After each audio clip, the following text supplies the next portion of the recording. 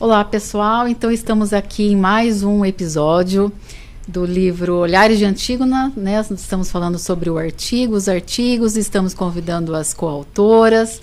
Estou em Paranavaí, fui convidada para fazer o meu artigo e agora estou fazendo a Maria de Lourdes, que me convidou. Então, a gente está fazendo uma troca aqui de favores, né? De host. Então, hoje eu estou recebendo aqui a Maria de Lourdes, né, juíza de Paranavaí, nossa Antígona, membro Antígona do coletivo de juízas, e a Nara Rebeca também, que é de Paranavaí, e escreveu também a Clara Maria Romã Borges também. Então, escreveram em 3 esse artigo, e aí a gente vai saber um pouco sobre esse artigo que é sensacional. Olha, o tópico: o papel contra-hegemônico e emancipador de gênero da Defensoria Pública Estadual nos processos de destituição do poder familiar. Mas que barbaridade! É um tema interessantíssimo. Conta pra gente, vocês duas, como que surgiu a inspiração para escrever sobre isso?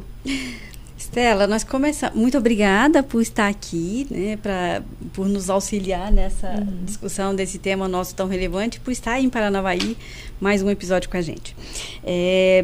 Nós precisávamos pensar alguma coisa que eu queria estar presente nesse livro, bastante, e a Nara me sugeriu para a gente pensar a respeito da importância, da relevância que a Defensoria Pública tem nessa função de acesso à justiça na perspectiva feminina. Nós estamos em Paranavaí, que é uma comarca hoje de entrância final, tem cerca de 100 mil habitantes, e hoje, a duras penas e com muita... ultrapassando várias barreiras, nós temos 2 defensores públicos estaduais, que é o que atua basicamente na justiça estadual.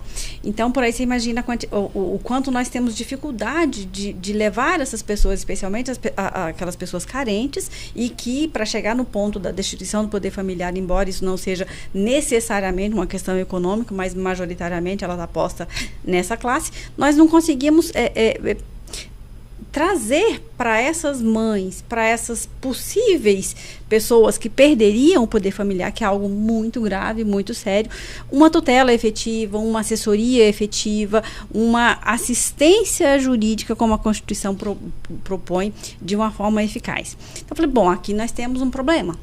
E aí a Nara sugeriu, a partir da experiência dela, que atua diretamente na vara da infância aqui na comarca de Paranavaí. E foi mais ou menos por aí, né, Nara? Foi sim. A Defensoria Pública, ela começou a sua atuação aqui na comarca em 2023.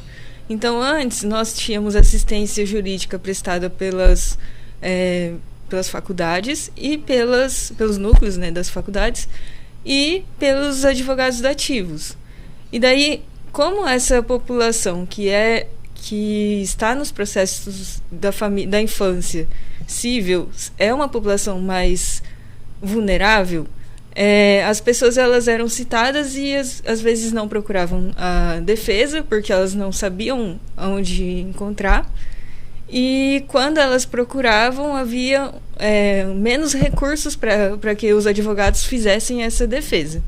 Então, como veio a defensoria, nosso encaminhamento já é diretamente para que a parte procure a defensoria, então já reduz um pouco esse tempo de espera do processo. E a defesa há mais recursos, como, por exemplo, a defensoria ela pode apresentar relatórios de equipe multidisciplinar, ela pode encaminhar a pessoa para programas de assistência social, para vários lugares onde essa assistência vai ser prestada e com mais efetividade. Então, há um aumento, um ganho de acesso à justiça muito grande com a instalação da Defensoria Pública. E ela participa, a Defensoria Pública, ela participa dessa rede também do município, isso, né? Sim. Eu sei que lá em Cianorte nós temos uma defensora pública. E o que acontece eu estive falando com as advogadas ontem e elas me disseram que a orientação jurídica é feita na Delegacia da Mulher, e aí eles, pelo próprio site da Defensoria, você já consegue agendar para aquela pessoa ir com os documentos próprios, né? Então, para a Defensoria e para essa pessoa já ficou mais facilitado, né? Estela, só um minutinho. Antes da gente prosseguir nessa informação, nós falamos aqui sobre a destituição do poder familiar e tudo mais. E muitas vezes, para quem está nos ouvindo o podcast, especialmente quem está no início dessa vida no direito, isso pode ser uma expressão ou algumas, né, não tão claras assim.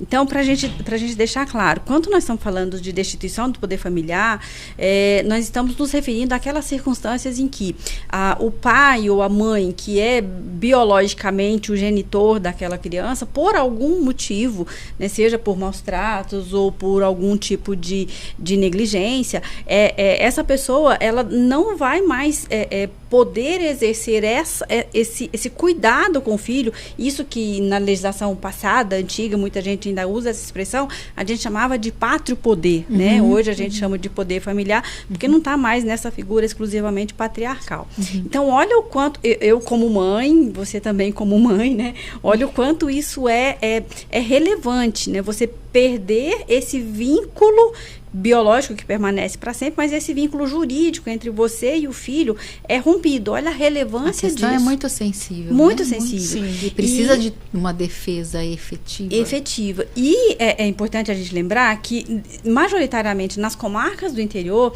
por mais que nós tenhamos uma advocacia qualificada, e graças a Deus nós temos isso aqui em Paranavaí, é muito difícil que um advogado que exerce essa função dativa, que é algo que, infelizmente, nós ainda precisamos, porque não temos a Defensoria Pública para atender a toda a população, é muito difícil que ele tenha a especialização para atuar nessa área. E, mais do que isso, é muito difícil que ele tenha essa equipe multidisciplinar que ela acabou de fazer referência aqui. Então, olha o quanto não é simplesmente você deixar de ter uma atuação da ativa e ter uma atuação da Defensoria. Ou seja, nós estamos falando de uma estrutura de Estado que está muito mais presente numa outra condição e, consequentemente, tem como proporcionar para essa mãe o que nós chamamos de um devido processo legal. Né? E como que vocês fazem essa interseção entre a atuação da Defensoria e o gênero? A questão da Defensoria e o gênero é a promoção dessa questão de trazer a versão dessa pessoa para o processo. O que a gente consegue fazer por meio de relatórios, né? O judiciário consegue fazer por meio de relatórios, por meio de visitas, por meio de audiências concentradas. Só que a parte trazer a sua própria versão para o processo traz um pouco mais de equidade de gênero na hora de tratar a questão. E geralmente quem é mais responsabilizado pelo cuidado ou pela questão da negligência ou pela questão do filho, infelizmente, é a genitora. Então, tem muita gente que nasce e não tem registro paterno. Então, essa questão ela acaba se colocando muito mais para o gênero feminino, né, e outras pessoas que exercem o cuidado, do que para o homem cisgênero e genitor. É muito chocante nós percebermos assim, um dado empírico, né, que você observa na sociedade. Nós temos ainda um número muito grande de pessoas que não têm o nome do pai na certidão de nascimento, e ainda aqueles que têm essa função paterna ainda é majoritariamente exercido pela mãe, tanto no cuidado econômico, né, para manutenção daquela criança, quanto no cuidado, no afeto, né, no quanto essa pessoa precisa psiquicamente estar vinculada a um núcleo familiar. Então, por isso que parece que são coisas distintas, né? Você ligar a Defensoria Pública e o gênero feminino, mas o quanto é importante para a mulher, para a mãe, ter efetivamente aquela assistência jurídica que o Estado se comprometeu a prestar a todos os necessitados, como está lá na Constituição, na medida em que nós temos efetivamente uma Defensoria Pública estruturada. Então, no Estado do Paraná, nós temos uma Defensoria hoje um pouco mais avançada, mas nós ainda precisamos crescer muito. A necessidade nossa é muito maior, mas eu já estou muito feliz pelo que nós temos. Quando eu digo 100 em Paranavaí, nós somos 100 mil habitantes com 2 defensores. Nossa, era pior, nós não tínhamos nenhum. Então, assim, a construção da equidade de gênero nesse ponto específico, nos processos de destituição do poder familiar, mas poderíamos levar essa discussão para vários outros processos, para aquela discussão do protocolo para julgamento com perspectiva de gênero e assim por diante, o quanto a defensoria pode contribuir para construir a equidade de gênero efetivamente, na medida em que ela tem uma estrutura de Estado para suportar, para dar o que essa mãe, o que essas mulheres, de uma forma geral, precisam em todos os processos, né? Uhum. E o público é essencialmente feminino mesmo, né? Se tratando de família, né? Com certeza é feminino. E qual que é a perspectiva de futuro sobre esse tema, então? A defensoria é uma carreira nova, né? Acho que é 2011, né? Que ela efetivamente teve primeiro concurso aqui no Paraná, tudo. E 2023 ela veio para cá, né? Acredito que foi a mesma idade que ela foi para Cianorte também, que ela está conseguindo ir para essas comarcas menores, né? E qual seria a perspectiva de futuro para esse tema, então, que vocês trazem? A perspectiva é o aumento do número de defensores, o aumento do aparelhamento estatal da defensoria e também um olhar de perspectiva de gênero, de perspectiva racial e de classe dentro dos processos, que é o que o CNJ vem tentando com o protocolo de julgamento com perspectiva de gênero e o protocolo de julgamento com perspectiva racial. Então, há uma esperança, né, de que esse tema evolua e também há várias normatizações, como, por exemplo, existem normatizações que impedem que a pessoa que está em situação de rua tenha o seu filho acolhido logo após o parto. Existem normas que impedem que a pessoa, só pelo fato de ter uma situação econômica um pouco mais baixa, tenha essa questão de acolhimentos, que esse seja por si só o motivo, ou a pessoa usuária de drogas. Então existem essas preocupações que são trazidas também pela defensoria dentro dos processos, ou está dentro da agenda da defensoria pública. Que são as interseccionalidades, né, Anara, Sim. quem sabe, né? Esse olhar para tudo que representa aquela pessoa e acolher todo aquilo para saber o que seria melhor para efetivar o direito dela, né? E é muito interessante, aqui nós estamos falando especificamente da questão de gênero, mas a Nara tocou num ponto muito relevante, que é o quanto a atuação da Defensoria Pública, ela vai clarificando, ela vai clareando, sabe, muito da perspectiva do olhar do próprio Poder Judiciário, porque nós somos essencialmente demandados, né, aquele princípio da inércia que está lá no processo há séculos e vai prevalecer por um bom tempo, ainda vige por aí. Precisamos ser demandados para isso. E a Defensoria Pública é um agente qualificado que consegue trazer essas demandas para esses grupos que são invisibilizados, né, rotineiramente. Basta a gente olhar para a nossa jurisprudência, por exemplo, e perceber como é que conseguiu chegar até o STF, por exemplo, discussões atinentes especificamente à comunidade LGBTQIAPN+. Né? Majoritariamente essas questões chegaram até lá porque a Defensoria Pública levou. Como é que nós chegamos em grandes causas, em grandes discussões, como a possibilidade ou não de você retirar o morador de rua, desculpa, não é exatamente essa expressão, morador de rua, a pessoa em situação de rua. Tá vendo? Nós somos até letrados também. Exatamente. Né? Com intervenções que a Defensoria Pública faz. Essa população, de uma forma geral, ela não tem, em regra, não tem condição de contratar um advogado para levar a demanda dela até o Poder Judiciário e aí fazer com que a estrutura de Estado veja aquele problema ali. E a Defensoria Pública, ela vai pulverizando essas discussões e com qualidade, né? Isso é muito importante, com condição efetiva de debater a causa com uma parte adversa ali no mesmo nível de estrutura, de embasamento, de justificação e tudo mais. Então, eu sou uma fervorosa defensora. Defensora da Defensoria Defensora Pública. da Defensoria Pública, exatamente. E eu tenho uma paixão especial pela Defensoria Pública Estadual, porque nós estamos no Poder Judiciário Estadual com o que eu chamo de varejo, né? As causas que estão no dia a dia da comunidade estão postas aqui. E eu acho que a Defensoria Pública qualificada e estruturada com tudo que ela efetivamente precisa, ela dá dignidade, ela traz cidadania, ela faz com que a sociedade, de uma forma geral, olhe para esse público que no dia a dia eles não têm voz. E eu gostaria de pontuar que acesso à justiça a gente trouxe dentro do processo, só que o que a doutora Maria de Lourdes colocou aqui é muito relevante, porque a Defensoria Pública ela não atua somente judicial, na esfera judicial. Ela vai atuar extrajudicialmente, ela vai levar essas discussões para a população. Inclusive em Curitiba e em Foz existe o projeto Defensoras e Defensores Populares, que faz essa educação em direitos com a população. E esse projeto ele vai ser replicado em várias defensorias do Brasil.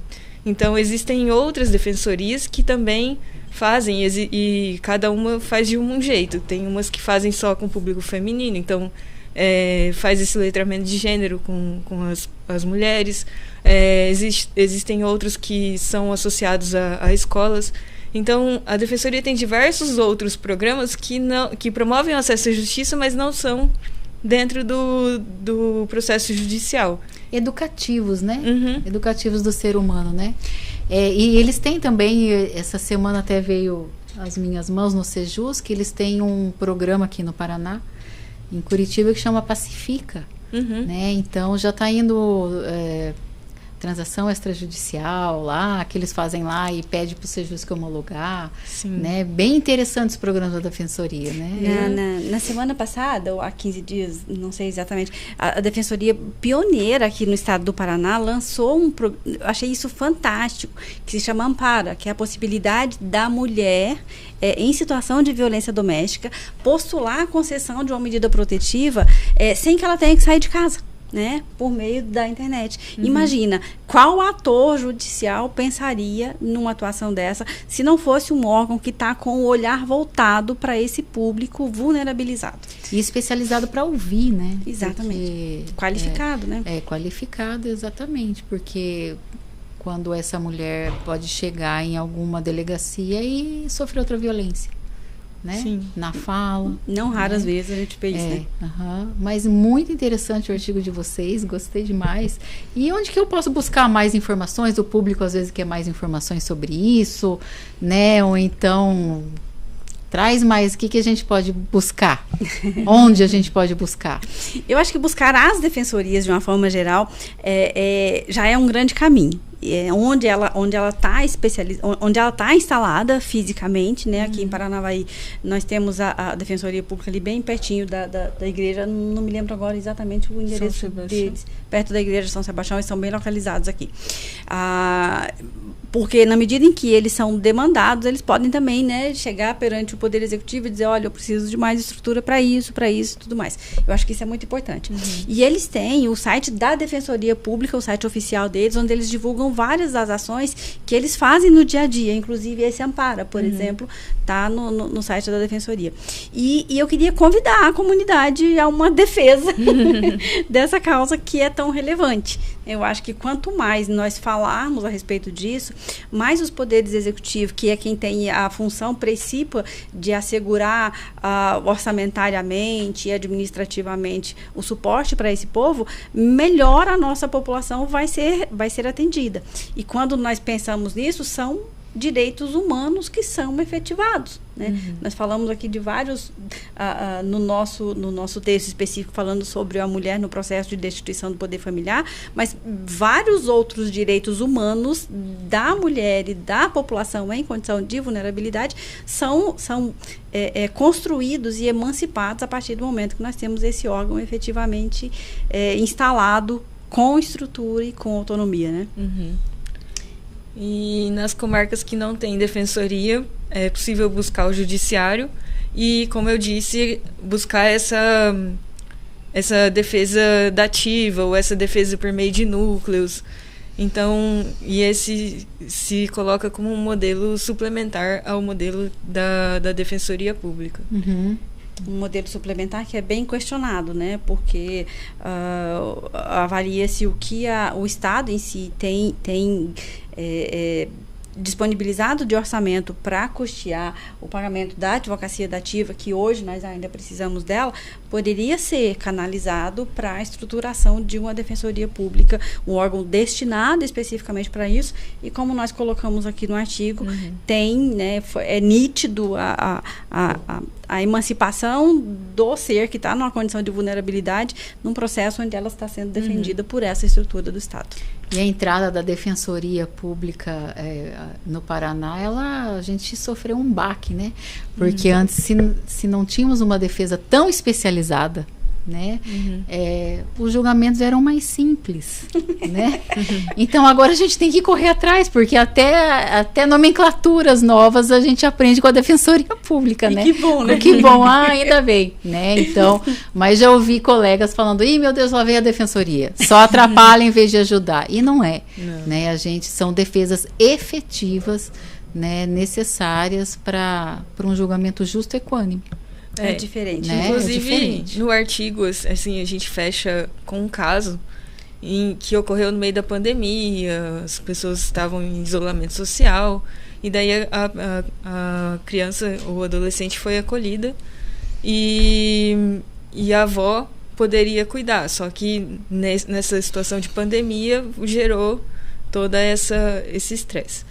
E a Defensoria Pública, ao entrar no processo, ela atuou judicialmente, tentando promover a defesa dessa pessoa, e extrajudicialmente, inserindo programas, encaminhando para outros núcleos, e conseguiu, então, o retorno dessa criança ou adolescente à família extensa, que era da avó.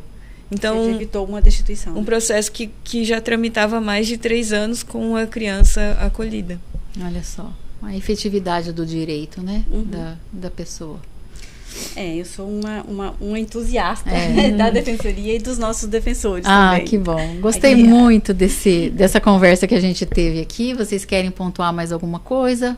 Estela, obrigada por essa conversa, por nos auxiliar nessa gravação aqui. É um tema que provoca a gente, né? Porque ele também envolve gênero. E eu só tenho a te agradecer. Muito obrigada mesmo. E foi muito gostoso o nosso papo. Obrigada, Maria de Lourdes. Obrigada, Nara. Prazer por conhecê-la. E estamos por aqui na comarca de Paranavaí. Eu e a Lourdes. Então, qualquer coisa. Tá bom. Então, hoje a gente termina mais um podcast do Olhares de Antígona, né? Agradeço, então, a Maria de Lourdes, agradeço a Nara e a outra também, Clara, né? Clara. Né? Pelo artigo excelente. Convido vocês todos a lerem esse artigo e mais outros do Olhares de Antígona. Você pode comprar na editora Totti. E também siga a gente no canal do Instagram das Antígonas, que a gente sempre traz mais novidades. E outro livro está saindo por aí, né, Maria de Lourdes? Volume 2, Antígonas. Volume 2, Olhares de Antígonas, né? A gente já está na produção. Então, muito obrigada a todos, a todas vocês. Agradeço.